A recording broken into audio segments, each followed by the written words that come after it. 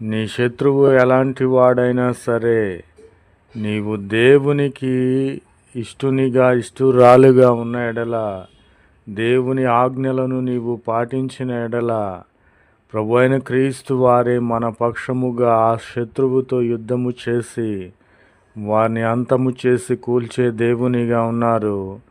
ఆ శత్రువులను మన కాళ్ళ క్రింద అనగద్రొక్కే దేవునిగా ఉన్నాడు. కనుక మనలో ఒక్కళమైనటువంటి మనము 1000 మందిని తరిమే వారముగా, 1000 మంది శత్రువులను మనము శత్రు సైన్యమునను, సాతాను సైన్యమును తరిమే వారముగా ఉన్నామని ప్రభువైన క్రీస్తు వారు వాగ్దానము చేసి ఉన్నారు.